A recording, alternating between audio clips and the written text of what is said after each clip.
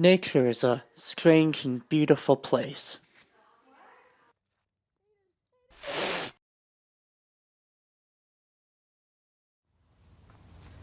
Hey there, I'm Hayden. So in our modern fast-paced environment, some people tend to get a little out of touch with nature.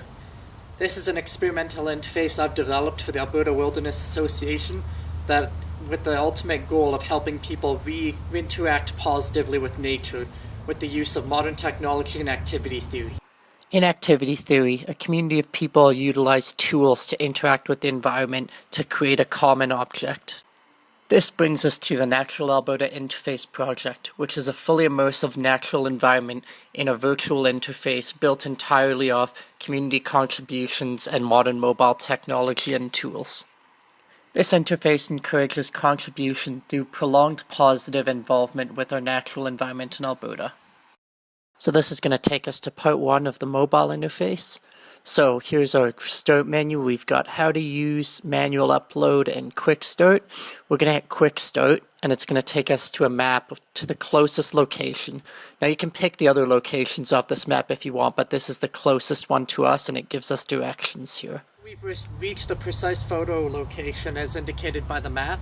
We've got our phone. Our mobile interface is going to switch over to the photography setting. So our photography setting has a special feature. We can turn the overlay on. It maps out the environment to show us which parts in this season, time of day, etc. have been taken. Not at all, little bit, or quite a bit. So we're going to take this picture and we're going to upload it because we have quite a bit of yellow and red, and then we can check it out on the desktop. So this is our desktop interface. So we start out with a similar menu as mobile, except we have an environments link as well, which links us to all the places that we have photos taken from. We also have an about this site blurb here.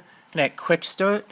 So this is different from the mobile in that you can actually view the entire environment, and here we can scroll around by clicking and dragging to get a panoramic view of everything. So this is the default in view mode. If we hit controls here, you see the eyes highlighted in view mode. We have some other tools: frame tool, location, photography, and home. We're going to hit frame tool.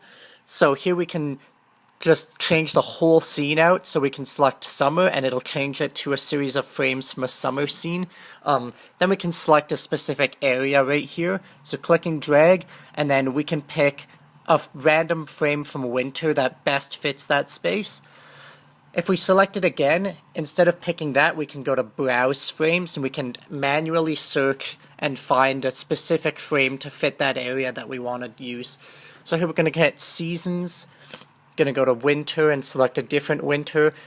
We're going to go to February instead this time. And then you see we got all the images that have been imported for that month that fit that area.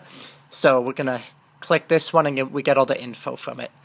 So the use of this tool is to show progression through seasons, days, times of day, special events, etc. in the environment, so we can get a better idea of the evolution of that environment from our users. Through this interface, we've promoted positive interaction with the environment as people continuously have to travel out there and immerse themselves in it to populate the photo database.